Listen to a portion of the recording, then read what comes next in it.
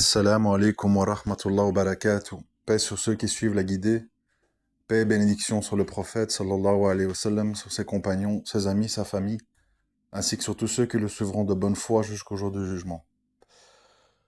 Bon, euh, alors plutôt que de tout le temps faire des constats, des débats, des combats de coq, moi j'ai décidé de soutenir un frère qui s'est engagé, Inch'Allah, tous les soirs, suivant sa disponibilité, entre 21h et 21h30 plus ou moins, et pendant 1 heure tous les jours, de faire des rappels sur les fondements de l'islam, sur la base en fait. La base qui est en fait le plus important. Ça fait très longtemps que la communauté musulmane est prise en otage par des pharisiens, par des fonctionnaires de la religion, qui leur parlent de la musique c'est le diable, à quand le voile ma sœur, le siwak, respecte tes parents, les liens de sang, etc., etc. Bon. Il y a plus grand monde qui veut parler des fondements, c'est-à-dire la shahada, qu'est-ce que ça implique, qu'est-ce que ça veut dire, le tawhid, qu'est-ce que ça signifie, qu'est-ce que ça implique, le shirk, quelle est la gravité, qu'est-ce que ça implique, quel est le shirk contemporain, qui ne ressemble pas au shirk de l'époque. Parce que c'est là-dessus, en fait, que beaucoup de gens jouent, malheureusement. Ils font semblant. Ils font semblant de quoi? Ils font semblant que notre époque, aujourd'hui, en 2024, calendrier en tout cas solaire, font semblant en fait que la situation actuelle, elle s'apparente à la situation de l'époque. Aujourd'hui, le monde est rempli de sectes qui se revendiquent de l'islam, est rempli de gens qui mentent sur Allah, est rempli de gens qui ont des mauvaises intentions, récolter de l'argent, construire des mosquées cathédrales, des écoles de devoirs, des écoles d'arabe, où on va se cantonner, bien évidemment, à ne pas apprendre aux gens les fondements de la religion, mais à plutôt leur dire apprends par cœur, apprends l'arabe, pose pas de questions, va voter pour la maire PS, on aura des subsides pour agrandir le parking, tais-toi, va dans ton coin, et quand tu auras étudié pendant 15-20 ans, ben on verra bien. Bon, bref, c'est-à-dire des manipulateurs. Donc à un moment donné, face à ce constat, il n'y a pas 36 000 solutions en fait. Quel que soit votre niveau, quel que soit votre cursus, votre parcours, il faut comprendre que dans cette situation de désordre, de brouillard, il est ultra impératif de revenir aux sources. La source, je rappelle, parce qu'il y a beaucoup de gens qui ne s'en rendent pas compte, la source, c'est le plus important de tout. Pourquoi? Parce que si vous ne connaissez pas la source, ou les sources, si vous ne comprenez pas les sources, vous n'êtes peut-être pas musulman et vous pensez être musulman. Pourquoi? Parce que vous êtes sur une nouvelle religion, qu'on appelle islam. Bon, on donne toutes sortes de noms savants. L'islam réformé, l'islam moderne, l'islam progressiste, l'islam démocratique, l'islam laïque, l'islam coraniste, etc., etc., etc. On ne sait plus compter les sectes tellement qu'il y en a. Donc, dans cette époque de grand désordre, et c'est que le début, parce que le paroxysme, c'est l'époque du Dajjal. Ça sera le désordre absolu, d'où la gravité de l'épreuve. Dans cette époque de grand désordre, il faut éviter de vous faire kidnapper mentalement par les têtes de pont des mouvements sectaires, qui n'ont qu'un seul désir et qu'une seule méthodologie, qui est de dire tu n'es pas... Écoutez bien, hein, très important. Tu n'es pas capable de comprendre le Coran, tu n'es pas capable de lire un tafsir, en français ou en arabe, peu importe. Pour bien avancer dans ta religion, tu dois être secondé par un savant de ma secte. Ah oui, si c'est un savant d'une autre secte, c'est mauvais. Ça doit être un savant de ma secte. Alors à un moment donné, en fait, soit vous vous prenez en main et vous faites la démarche d'étudier les fondements, afin de ne pas être pris en otage, justement, ou soit vous serez une victime de toutes les sectes toute votre vie. Un coup les frères musulmans, un coup les soufis, un coup les achats, les habbash, un coup les chiites. On va vous trimballer à gauche, à droite. Oui, mais quand même, les chiites, t'as vu, ils osent dire que... Oui, mais t'as vu, quand même, les soufis sont spirituels. Oui, mais t'as vu, quand même, les frères musulmans, ils se mobilisent pour la politique en France. Vous allez être baladé, baladé, baladé. Pourquoi? Parce que vous n'avez pas une connaissance solide des fondements. Et les fondements, c'est quelque chose que tout musulman doit connaître. C'est pas comme des questions pointues, des fatwas, de jurisprudence très complexes. Les fondements, c'est ce qui fait que vous êtes musulman, que vous ne l'êtes pas.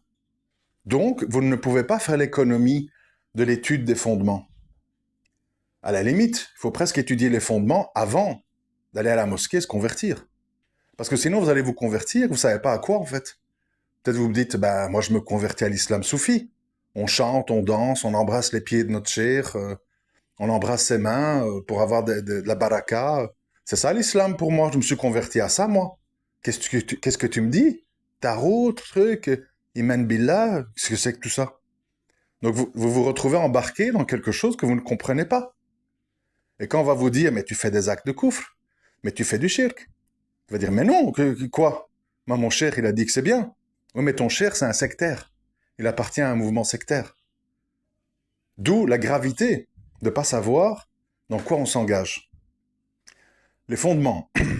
On va vous dire, c'est très compliqué, il faut l'arabe, il faut un cher à côté de soi, etc., etc. C'est pas vrai. Les fondements, c'est les choses auxquelles tu dois croire ou mécroire pour être musulman. Exemple, exemple clair, exemple incontestable, d'accord? Tu es en présence de quelqu'un, grande barbe, connaît l'arabe, connaît le Coran par cœur, camis blanc, sent le musc à 10 km, etc. Mais il te dit, les anges, c'est symbolique, ça n'existe pas. Les anges, c'est symbolique, ça n'existe pas. Et toi, tu répètes. Mon cheikh, il a dit, il connaît le Coran par cœur, hein, t'es qui, toi? Il a dit, les anges, ça n'existe pas. Ben, dire que les anges, ça n'existe pas, c'est une parole de coufre. Et si tu ne reviens pas dessus, parce que c'est un autre malentendu, quand les gens y pensent, on veut vous faire croire que quand tu fais du shirk, ou quand tu fais un acte ou une parole de mécréance, tu ne peux pas revenir dessus. Bien sûr, si tu meurs pas là-dessus, tu peux te repentir après qu'on t'aille, et tu refais ta shahada et t'es musulman. Donc n'écoutez pas les gens qui disent « Oui, on veut sortir tout le monde de l'islam ».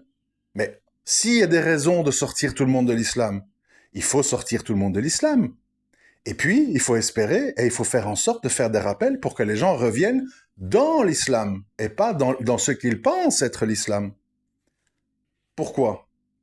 Il y a des gens, des petites gens, au Maroc, en Tunisie, en Turquie, en Iran, ils sont éduqués dans un islam qu'on leur a transmis, dans leur pays. Et ils ont eu des imams de quartier, des parents qui leur ont transmis l'islam de leur secte. Chiites, soufis, ikhwani, etc., etc. Et eux, ils pensent bien faire.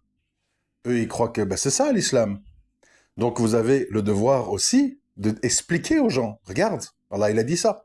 Regarde, Jibril qui a transmis le message au prophète sallam, c'est un ange. Donc c'est pas possible que les anges n'existent pas. Il faut démontrer. Et une fois que vous avez démontré avec des preuves tirées du Coran et de la Sunna, si la personne vous dit non, je me tiens à la religion de mes ancêtres et de mon pays, j'en veux pas ton islam wahhabito-taliban, alors vous dites, il a mécru. Il n'est plus musulman. Ou il n'a peut-être jamais été musulman, parce qu'il a toujours cru ça.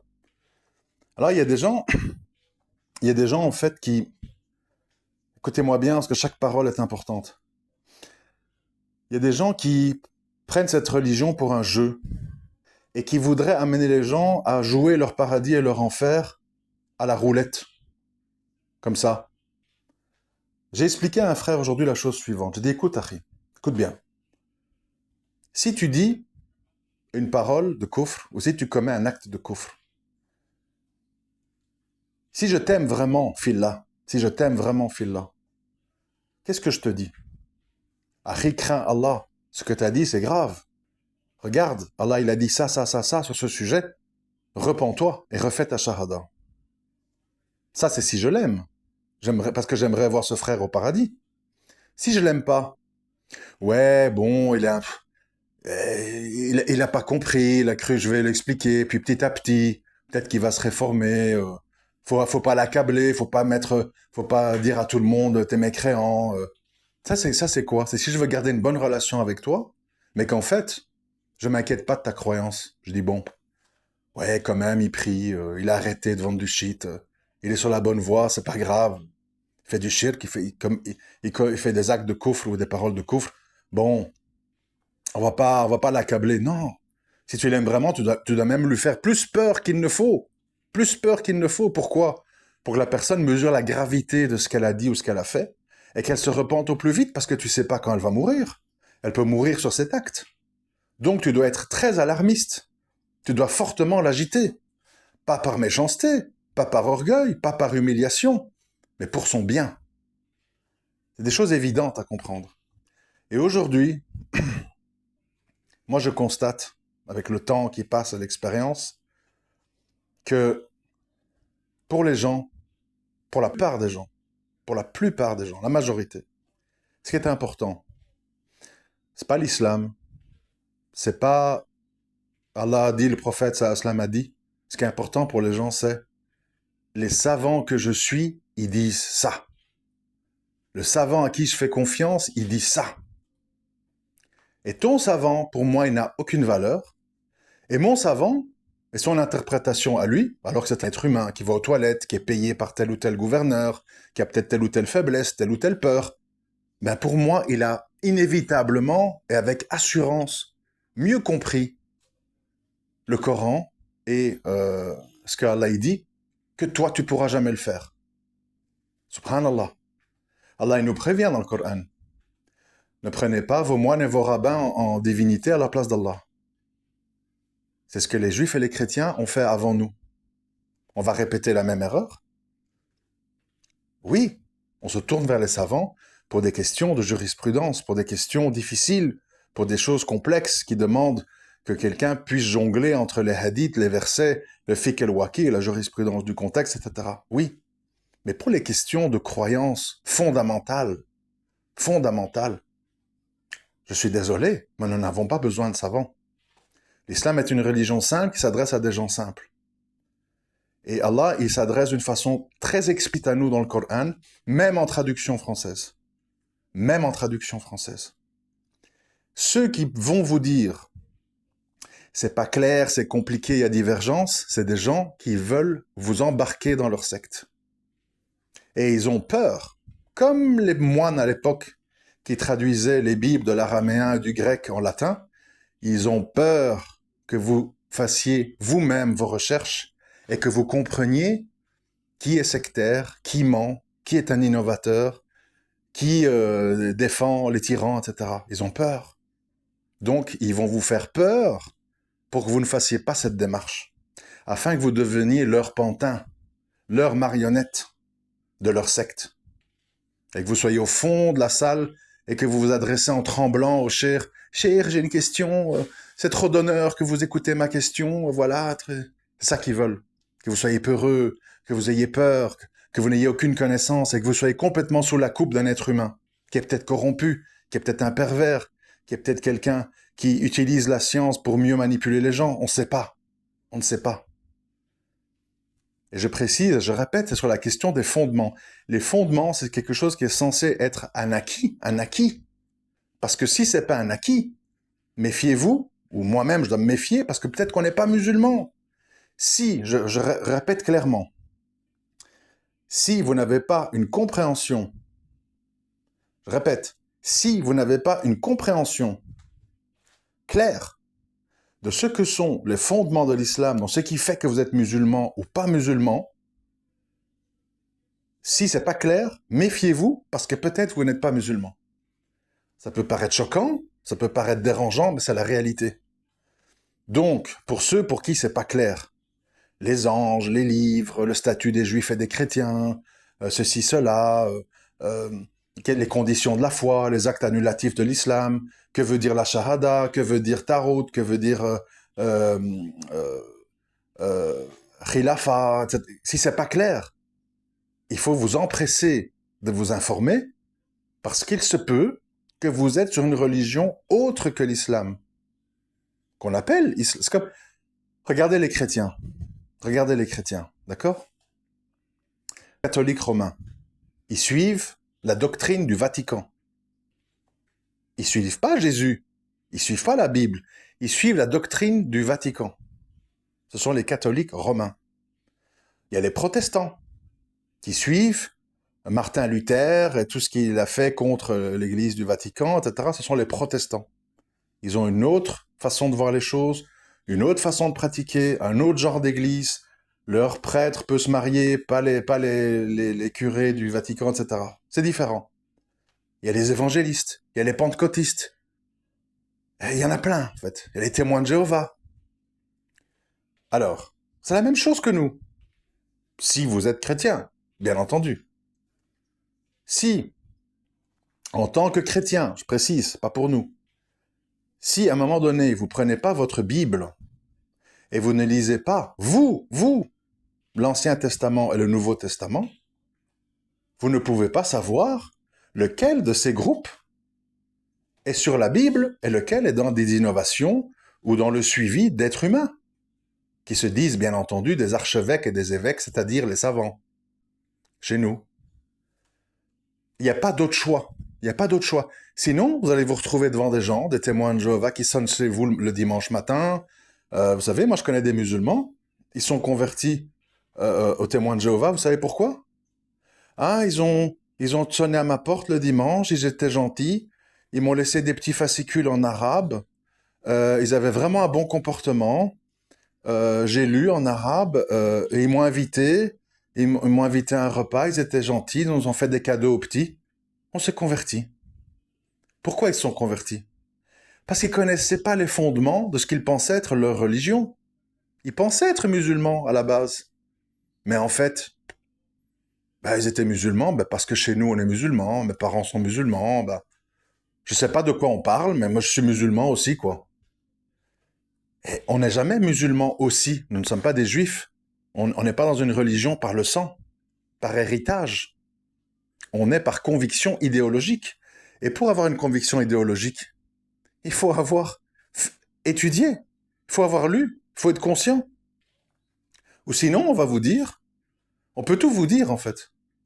Oui, mais en fait, Jésus, regarde, dans l'islam, on en parle, nous aussi, en fait, c'est la même chose.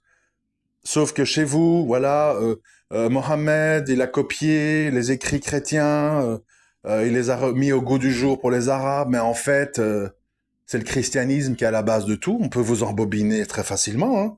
C'est facile, hein, quand on sait manier un peu les mots et on sait manipuler.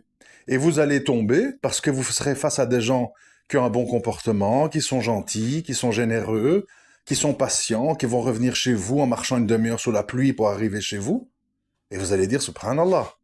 Mon imam à ma mosquée, quand je lui pose une question, il me fait des gros yeux, et il me dit, j'ai pas le temps, viens la semaine prochaine. Et eux, ils viennent chez moi en marchant 30 minutes dans la pluie, à deux, le dimanche, quand tout le monde dort. Subhanallah. C'est peut-être ça la religion de vérité. Vous serez faible. Vous serez faible parce que vous n'êtes pas instruit et vous ne connaissez pas votre religion. Et vous ne pouvez pas miser sur des êtres humains pour faire le boulot à votre place. Pourquoi? Parce que eux, je répète, ils sont là pour défendre leur secte, leur tendance, leur groupe, leur école. Et ils vont mettre des parties du livre en avant et en mettre d'autres dans l'ombre, en fonction de leurs intérêts. Donc, vous n'avez pas d'autre choix dans cette époque de désordre que de vous prendre en main. Je vais vous donner un autre exemple. Quand on parle du chiisme, beaucoup de gens, oui, mais les chiites, c'est pas tous les mêmes. Il y a des tendances qui disent pas des choses aussi graves, etc., etc., etc. Vous croyez que vous avez le temps? Le temps, c'est précieux, hein. On est déjà pris entre nos obligations, le sommeil, les enfants, les factures, le machin, le travail, les projets, gérer notre femme, notre mari. Vous croyez qu'on a le temps de commencer à disséquer chaque tendance des chiites? Oui, mais est-ce qu'il dit que Jibril s'est trompé, qu'il devait s'adresser à Hussein et pas au prophète sallam? Est-ce qu'Aïcha était ceci ou cela? On n'a pas le temps, surtout que la plupart sont sous taquilla. Ils mentent, bon, bref. Donc, à un moment donné, à notre époque, le chiisme d'aujourd'hui, c'est pas le chiisme d'hier. C'est pas la même chose. Aujourd'hui, le chiisme est devenu extrême. Le chiisme a des projets fous. C'était pas le cas à l'époque. Les choses, elles évoluent dans le bien ou dans le mal avec le temps. Donc on peut pas dire, à l'époque, par exemple, on m'a dit, tel savant, il y a 40 ans, il a dit ça sur les chiites. Oh, mais il y a 40 ans, c'était pas les mêmes chiites, c'était pas la même politique, c'était pas les mêmes projets, c'était pas les mêmes dirigeants, c'était pas les mêmes sectes qui ont dominé les autres dans le chiisme. Vous voyez? Vous savez, l'islam, c'est toutes des choses que je me dis à moi-même. Hein. Croyez pas que je vous donne des leçons, je vous méprise. Je partage avec vous ce que je me dis à moi. C'est ça l'histoire que je fais dans mes audios. Et moi, j'ai compris une chose, mes frères et sœurs. Je vous le dis du fond du cœur, le plus sincèrement possible. L'enjeu, c'est l'enfer ou le paradis et le jugement dernier. C'est pas une petite affaire. C'est pas un examen, c'est pas le bac, c'est pas le permis de conduire. C'est pas avoir un taf ou pas, ou arriver à louer un appart ou pas. C'est une grande affaire qui concerne l'éternité. Pourquoi je dis ça? Pour vous dire que cette religion, malgré tous nos péchés, malgré tous nos manquements, et on en fait tous, et c'est pas ça le problème. C'est pas ça le problème, croyez-moi, c'est pas ça le problème.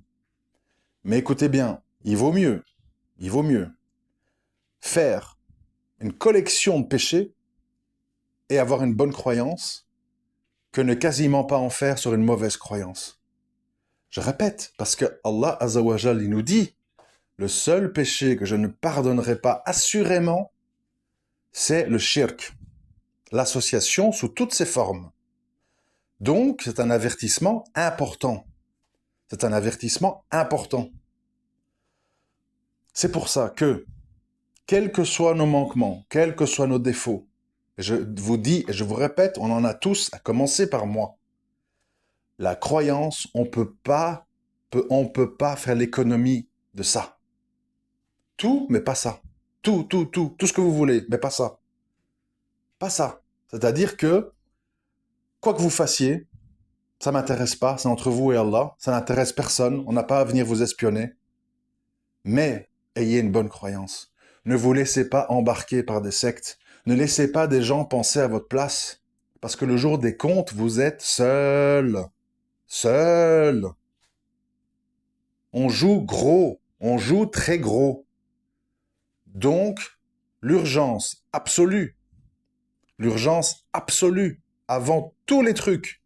Quand est-ce que je vais prier, quand est-ce que je vais mettre le voile, quand je vais faire la hijra, quand je vais arrêter de fumer, avant tout ça, des milliards d'années avant tout ça, c'est est-ce que je suis musulman?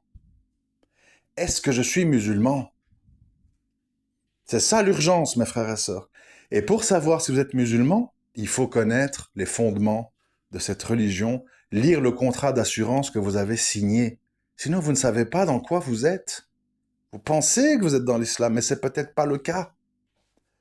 Donc, pour pas, euh, euh, pour pas se perdre dans tout ça, moi j'ai décidé, je répète, de soutenir un frère qui, jusqu'à preuve de contraire, selon moi, tient la route sur cette histoire de fondement, qui prend 1 heure de son temps tous les jours, s'est engagé à ça, Inch'Allah, pour apprendre les fondements de l'islam aux gens qui veulent vraiment être musulmans et qui se contentent pas de dire ouais, je suis né là-dedans, qu'est-ce qu'il y a, qui es-tu pour me juger, bon.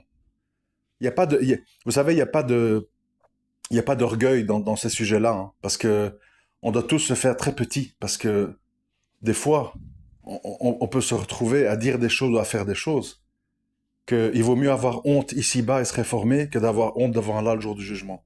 Franchement, faut pas mettre de la fierté là-dedans. On a tous eu un cheminement et certainement qu'on a tous des lacunes dans notre croyance et on doit la peaufiner, on doit la prendre, on doit poser les questions et on doit voir clair. Parce que sinon, je répète, nous sommes une proie facile pour n'importe qui. Alors, oui, les cours, les cours. C'est tous les jours, sur Twitter, dans des spaces. Je mettrai tous les jours, Inch'Allah, l'adresse pour y arriver dans mon Twitter et dans mon Telegram, ou ceux qui me le demandent, je sais pas, je leur envoie, enfin bref, je ferai le plus que je peux. Euh, alors, pourquoi ce frère-là? Oui, bon, moi, ce frère-là, je l'entends parler que des fondements. Allah a dit, le prophète sallam a dit. Je l'entends pas dire mon savant, je sais pas quoi, comme ils nous disent tous, oui, t'as pas l'arabe, tu peux rien faire. Je le vois pas essayer d'embobiner les gens, en fait. Je le vois simplement essayer de transmettre les fondements de la... Il a tout le monde contre lui. Takfiri, Khawarij, chien de l'enfer, Jahil, tout. Un déversement d'ordures continu. Et moi, plus on fait ça, plus je me dis, il y a quelque chose qui va pas ici. Parce que tous des gens que je renifle comme étant sectaires, bizarres, ambigus, ils disent ça.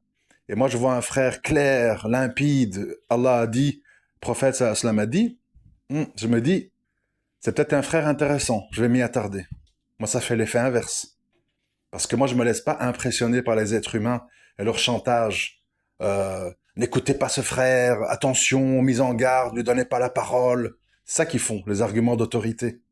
Pour empêcher les gens d'entendre. Pourquoi? Parce qu'ils veulent pas que vous sortez des griffes de leur secte. Et les sectes, il y en a plein, hein. Vous en rendez peut-être pas compte, mais il y en a plein. D'ailleurs, on l'a vu. On l'a tous vu en Syrie. Ils se sont entretués. Entre mouvements, même sur un terrain de guerre avec un ennemi commun, ils sont parvenus à être tous les uns contre les autres. Bon, plus une faction contre les autres, mais tout de même, il y avait des divergences, il y avait des petits groupes qui ont fusionné, puis qui se sont reséparés. Enfin, passons les détails. Euh, donc, ça montre la gravité de la situation, l'urgence de la situation. Donc, plutôt que de pester, de s'énerver, je me suis dit, bon, s'il y a un frère qui prend cet engagement, moi, tant pas des paroles qui me dérangent, qui me choquent ou qui me semblent équivoques, bah, je le soutiens, donc je vais promouvoir ce qu'il fait. Je vous invite fortement à venir. Le frère, il prend 1 heure de son temps tous les jours. Euh, Franchement, c'est un frère direct, clair, pas de prêchi-prêcha, de trucs où on te tourne en bourrique, etc., comme j'ai l'habitude d'entendre un peu partout. Et puis les gens, c'est simple, si ça vous plaît pas, si la personne vous semble équivoque, dérangeante, libre à vous de quitter. Mais au moins, essayez d'écouter pour vous dire, tiens, euh, par exemple, je vous dis, oh, regardez aujourd'hui, moi j'ai appris quelque chose avec ce frère. Enfin, appris, c'est-à-dire il a mis en avant quelque chose auquel je n'avais pas pensé.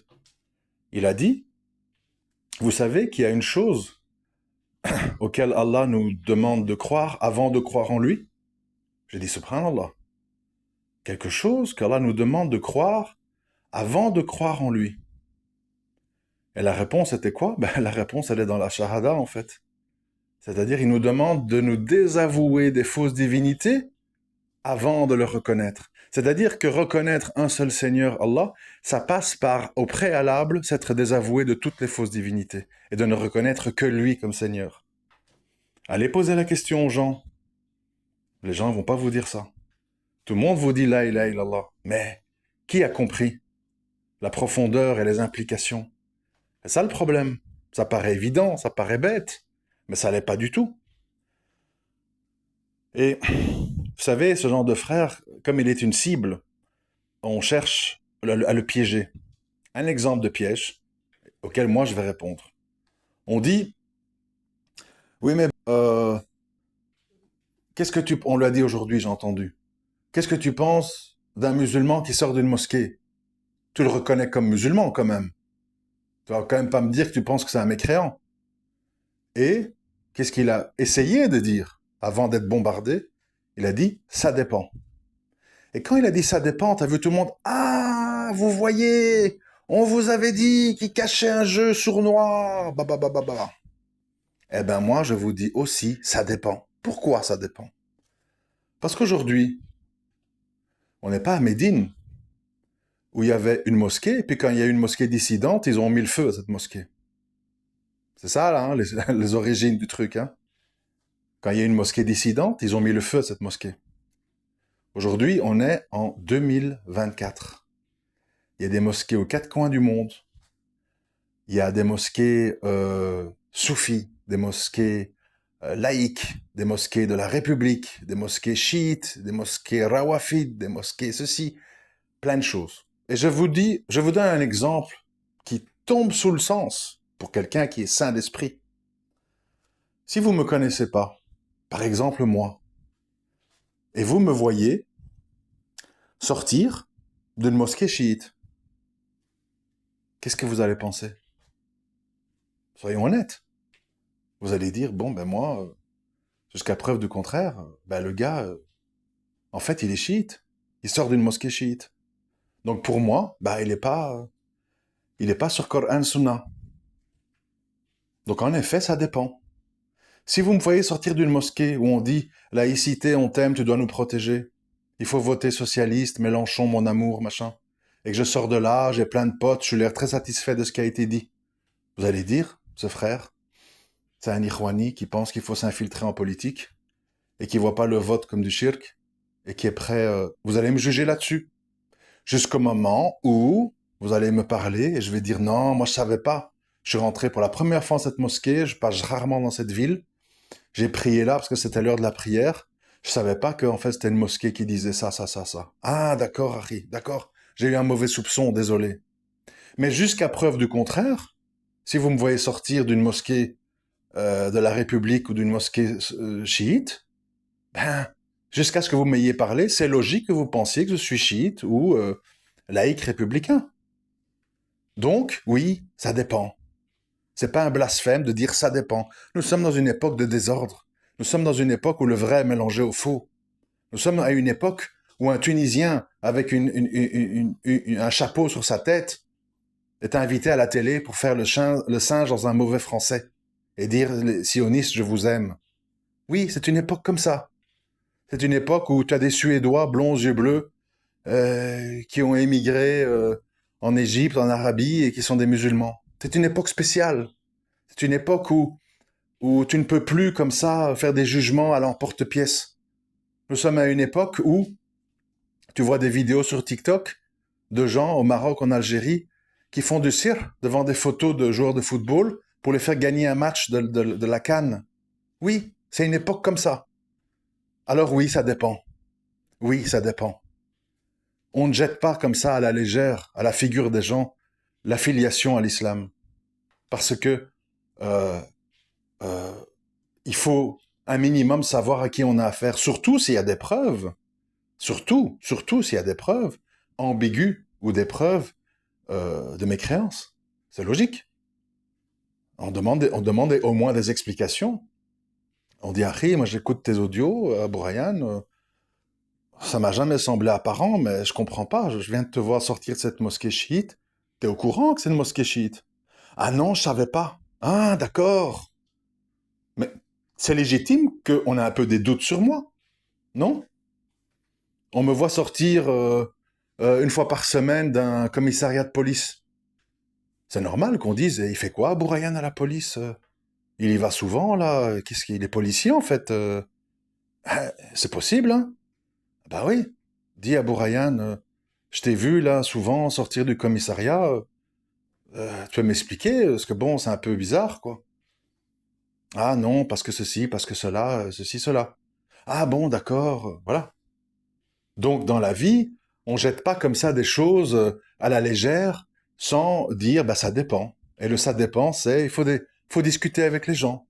Moi, si je vois un gros barbu qui connaît bien l'arabe et le Coran, qui est qui est debout sur des barrières en métal à Casablanca, qui secoue un drapeau du Maroc et qui dit Al Malik, et qui pleure et qui veut attraper Al Malik dans ses bras, ben, je vais lui demander des explications avant de dire ouais, ouais, c'est un musulman, c'est sûr.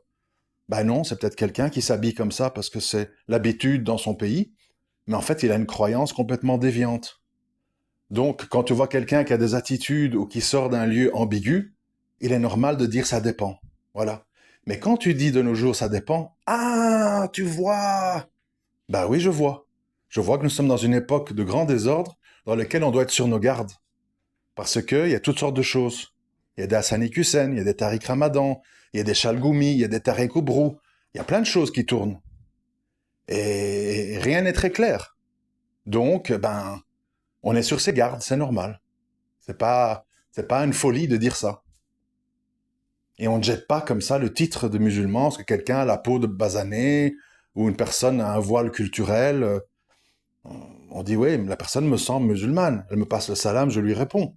Mais si je vois qu'elle commet ou il commet des actes de koufr ou des paroles de koufr, c'est normal que je suis sur mes gardes et que je demande des explications pour voir si j'ai mal compris, pour voir s'il y a un malentendu ou si j'ai des raisons de penser que cette personne, en fait, malgré les apparences, est sur la mécréance. Tout ça, c'est banal, en fait. Eh ben, de nos jours, ça suffit pour qu'on vous dise takfiri, khawarij, etc. Les khawarij, c'est quoi? Parce que tout le monde utilise ce mot à tort et à travers en ce moment. Dès que tu dis un truc un peu carré, ah, t'es un khawarij. Tout de suite. Khawarij, c'est quoi? C'est des gens qui faisaient sortir de l'islam des gens pour des péchés. Moi, c'est pas de ça que je parle, hein. Je parle de la croyance. Péché, ça veut dire, ah, il boit de l'alcool, c'est un mécréant. Ah, elle fait zina, c'est une mécréante. Non, ça, c'est des péchés. Donc, il y a personne qui parle de ça. Il faut pas jouer sur les sentiments des gens en balançant des mots. Khawarij, attention, les chiens de l'enfer. Les Khawarij, ils sortent les gens sur des péchés. Ici, on parle de sortir des gens sur des croyances déviantes et sur le shirk. C'est autre chose. C'est autre chose. Je donne un autre exemple. C'est long, mais c'est pas grave. C'est important. Je vous donne un autre exemple. Écoutez bien. Vous ne priez pas. D'accord? Vous ne priez pas, jamais. Mais vous vous réclamez de l'islam et vous dites qu'Allah me facilite, je suis vraiment un sale paresseux. J'en ai marre de pas obéir à Allah. La prière, c'est une obligation, j'y arrive pas. Qu'Allah m'aide. Vous êtes musulman. Vous êtes musulman, mais vous ne priez jamais.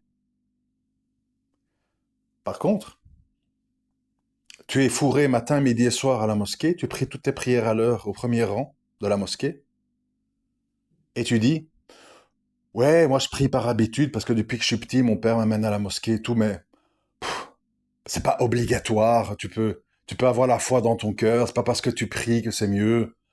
Moi, mes enfants sont à l'école, ils ratent toutes les prières. Parfois, ils les rattrapent le soir, parfois pas. C'est pas grave, c'est pas obligé. Eh ben, cette personne qui prie toutes ses prières, elle a mécru.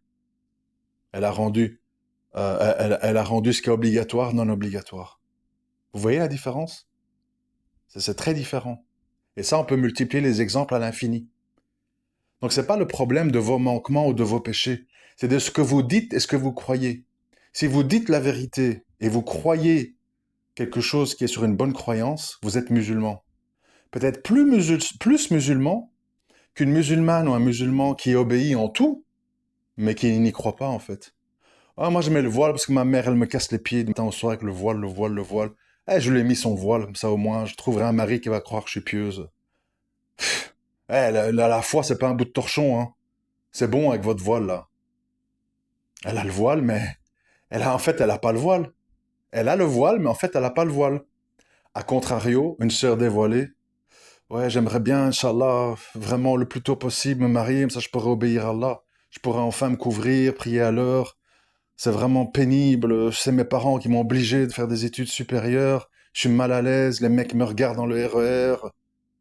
J'en souffre, j'aimerais tellement porter le voile et me caser. Elle est plus musulmane que celle qui porte le voile, malgré les apparences.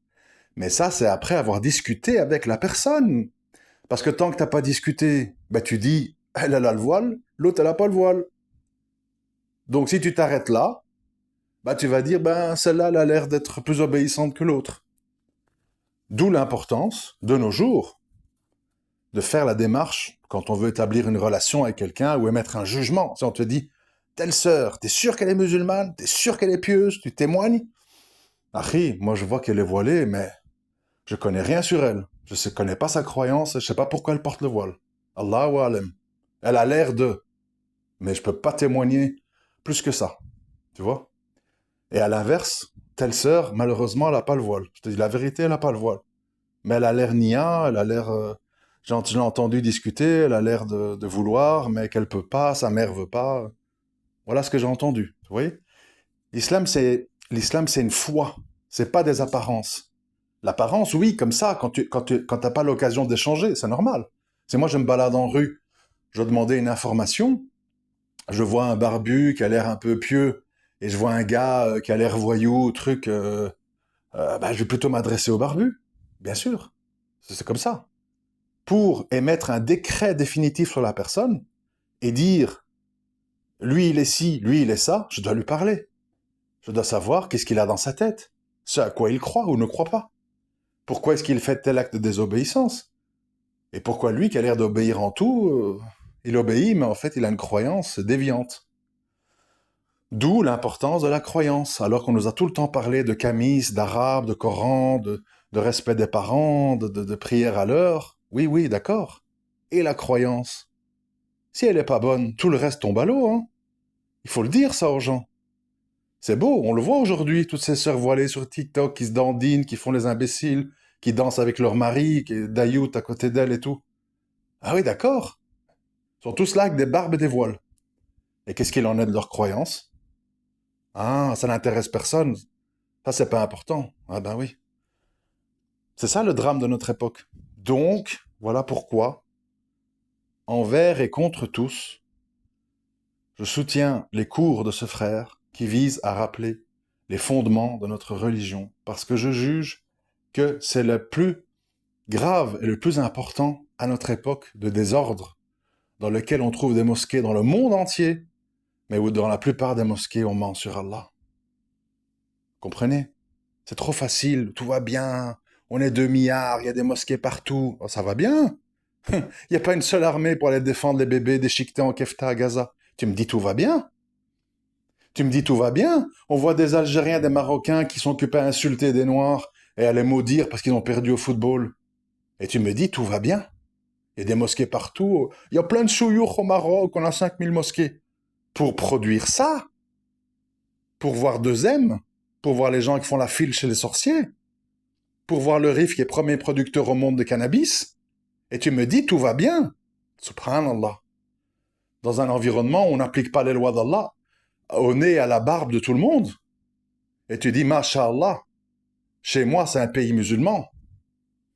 Astaghfirullah, astaghfirullah, astaghfirullah. Et vous savez, après que j'ai raconté tout ça pendant 41 minutes, vous savez ce qu'on va vous dire? Wallah, vous savez ce qu'on va vous dire? Ah, le frère, laisse tomber, c'est un jahil, il n'a pas l'arabe. L'écoute pas, c'est un égaré, égareur. Et voilà, affaire classée. Ceux qui écoutent ces gens-là, tant pis pour eux. Moi, je sais pourquoi je dis les choses, dans quel but et avec quelle intention. Et je peux pas commencer à courir derrière tout le monde, à me justifier, à réexpliquer tout en détail. Je suis là, je dois approcher les 600 audios, en tout cas sur ce compte-là, parce qu'il y en avait encore 600 autres de 2008 à 2014. Bref, ils sont perdus, ceux-là. Je peux pas tout reprendre, tout expliquer, des audios de 30, 40, 50 minutes en quelques phrases. Donc, parlons court, parlons bien. Je vous donne rendez-vous tous les jours dans un space avec ce frère qui va rappeler les fondements de la religion. Si vous voulez être au courant, il faut vous abonner à mon Twitter, qui s'appelle X maintenant, bref, ou à mon canal Telegram. Et tous les jours, avant l'ouverture du salon, vous aurez le lien. Il n'y a plus qu'à cliquer, à mettre vos écouteurs, à vous coucher dans votre lit avec un verre d'oasis et à écouter. Voilà, si vous voulez. Plus que ça, je peux pas faire. Qu'on me dise pas, tu critiques, tu proposes rien. Je propose. Vous allez venir? Je propose, vous allez venir? La balle est dans votre camp. Moi, je fais tout ce que je peux. Je fais des audios, je mobilise, je promotionne des frères. J'essaie d'expliquer, je réexplique, je m'émotionne, je m'emballe. Je peux pas faire plus. Je peux pas faire plus. À vous de voir. Comme on dit, la balle est dans votre camp. Euh, et au besoin, réécouter certains passages si vous avez mal compris. Et j'espère que ça répondra à toutes les ambiguïtés propagées par des gens sur les réseaux qui ne veulent pas que vous connaissiez les fondements, et qui veulent vous tenir sous la coupe des savants de leur secte. Cassez vos chaînes, apprenez votre religion, et vous connaissez la vérité, vous reconnaîtrez les véridiques. C'est simple. Assalamu alaikum wa rahmatullahi wa barakatuh.